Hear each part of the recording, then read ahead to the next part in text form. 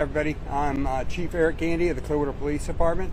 I'm here with Superintendent Hendrick of the Pinellas County School District, and I want to give you a timeline and some information related to a stabbing that occurred here at Countryside High School this morning.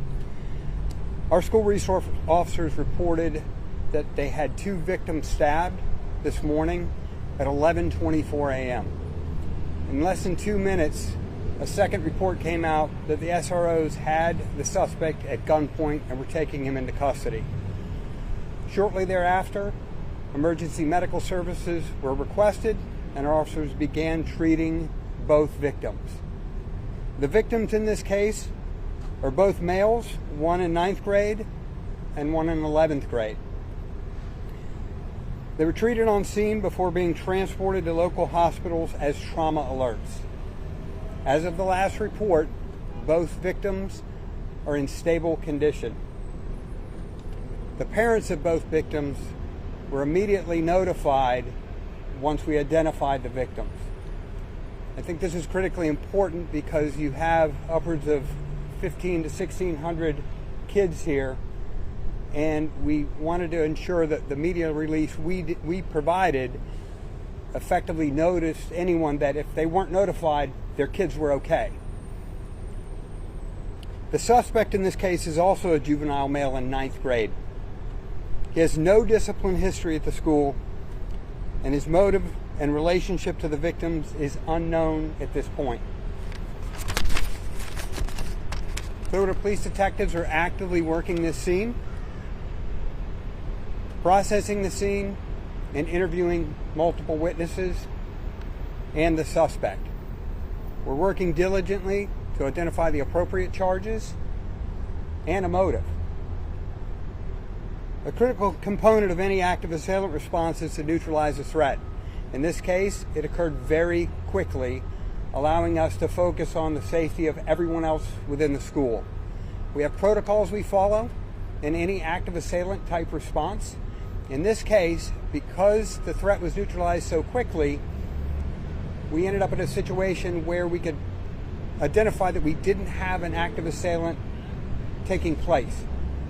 And we were able to tailor the response to what we knew we had to do, and it was clear the rest of the school. Anytime you have a case of this nature, you have conflicting information, conflicting reports, but fortunately for us, our SROs were nearby and were able to intervene.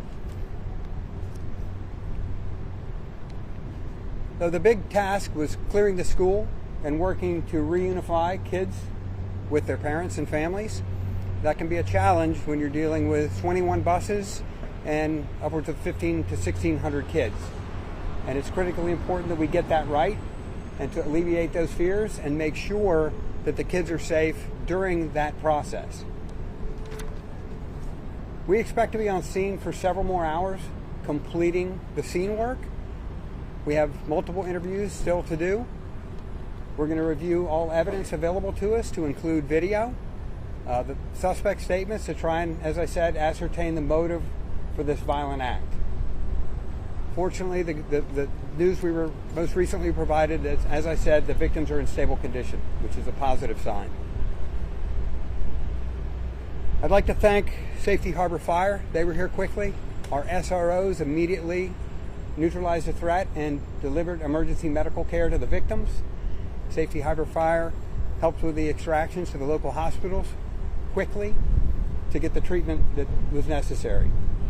A key piece of any kind of response like this is a unified command.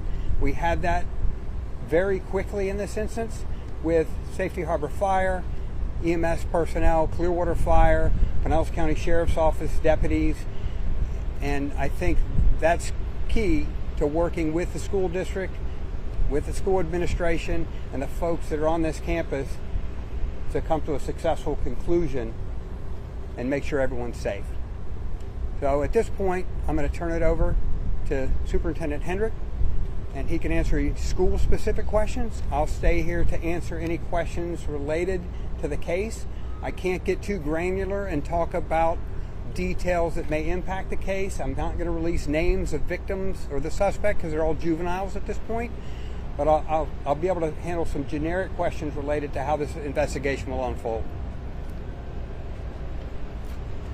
Thank you, Chief. I want to first thank the Clearwater Police Department and the school resource officers that worked today.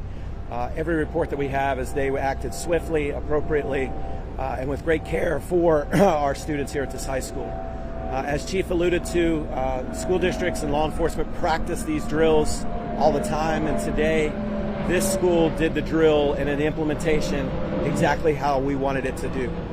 Principal Henderson did a fantastic job. His staff, his teachers, all did tremendous in keeping our students safe and following all of the protocols in terms of reunification and dismissal. This afternoon, I had an opportunity to meet with the faculty and go over what happened here today, assure them that we have support for them, both from physical safety and mental health support. School will be in session tomorrow. We'll have mental health support for our students and our staff, as well as the physical support for the school as we do.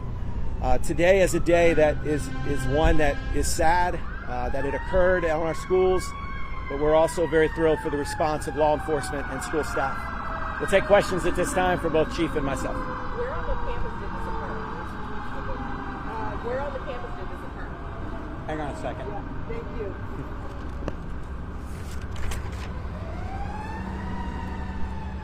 So this happened in the main concourse of the school, which runs east and west, and it occurred after the first lunch. So there were quite a few kids in that area when it happened. So this happened like in the hallway? Yes. Have you recovered any weapons? I'm sorry? Do you have any details about the weapon you're able to share? So in this case, we're talking about a knife. I can't go into details of what type of knife and all those things. We're still working through the evidence and collecting evidence. Can you describe what you mean by stable condition? Are these two students conscious? I'm obviously I'm not the person to respond on their medical condition, other than to say we've been reported from the hospitals that they're stable. Do you believe the student brought this knife to school? How was he able to get it here on campus? That's all part of the investigation. We've heard from parents who are concerned. They say there's been previous incidents at the school superintendent. They're asking metal detectors to be put in. They brought up an incident last year where a gun was brought here. What do you say to them, and why aren't there metal detectors? Yeah, we review our safety plan with law enforcement all the time. All of those things are considered. Law enforcement, every single time we have an incident, we review, do an after-action report, and we look at that. Safety of our students is obviously the top priority. The mechanisms we have in place are the ones that have been recommended by law enforcement at this time. Have you recovered the weapon, and how did you identify the suspect? The SROs were on scene relatively quickly. Has this school had more or the average amount of fights and problems as far as the rest of the high schools in this district? Yeah, I think Countryside is a very traditional neighborhood high school, has a great community feel, and is normally considered a very calm and safe campus. Will this impact school for tomorrow, or is everything back to business as usual? The school has canceled any after-school activities, athletics tonight. Tomorrow they will resume school as usual. And I know you said you're still working on a motive. We had heard from, as you said, there may be some rumors floating around, but that this suspect may have been bullied. Have you heard anything of that sort? I've heard nothing of that sort yet. Certainly social media moves a lot faster than we're able to move. But as that information comes available, we'll actually do some additional releases when we push out the charges and things like that. Superintendent, we learned that this suspect didn't have any disciplinary history. Can you talk a little bit about the training teachers are given to pick up on signs regardless of any history they might have? And just for 1 second. Yeah, every member of this staff has undergone what's called youth mental health first aid training. It's a required training by the state, and the entire staff had to have it this last year. They did. So it's looking for warning signs. It's looking for any of the things that you would suspect causes a student to act irrationally, and then how do you help them? And so in this case, this staff is very well trained. It's a veteran staff. They've been at Countryside a long time, and they performed outstanding today in terms of their response. Were there any reports made this morning to the statewide alert system that would have tipped you guys off to anything happening here today? We're still looking into all that, but not that I'm aware of. Could you give us details on the lockdown and what happened after this all transpired with the school? I can speak to the lockdown. Certainly, as I said, our primary really goal in this thing is to provide for safety for everybody involved. So we want to secure them in their classrooms. We know we have a suspect in custody. We want to evaluate the potential for any other suspects, clear the remainder of the school, and make sure it's safe, make sure we don't have any additional evidence, anything that's harmful in the schools. And once that's complete, then we can start working on the reunification program. And, you know, we have to, as I said, load buses, reach out to parents. We did that through our mechanisms as well as the school district's communication tools. And I think that's critical, is to be able to respond to the parents, to coordinate the reunification and the lockdown, because what happens is, as I mentioned earlier, social media moves much faster than we're able to assimilate information and provide it, because there may be kids in school that are reporting or live streaming right out to social media before we even have a chance to absorb any of that information.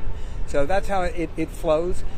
Safety, neutralize the threat, make sure there's no additional threats, keep everyone locked down until we determine otherwise, and they're locked down in a situation where the school's full of cops.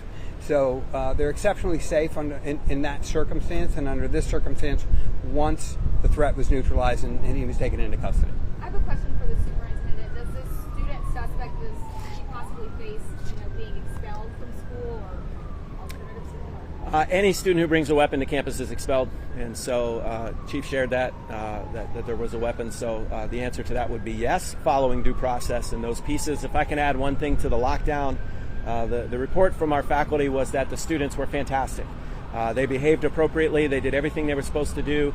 The cafeteria still fed them lunch and got them, they were allowed to go to the restroom, all those things. So really great job by our students here at Countryside High School today. Thank you. How can parents feel safe to bring their kids here tomorrow? I'm sorry. One more time. This is the last one. Okay. How can I parents, didn't catch it. How can parents feel safe to bring their kids here tomorrow? So we have the same SROs that intervened today, and we will have some additional personnel on scene just to reassure folks that it's safe to come back to school. Thank you, everybody. Thank you.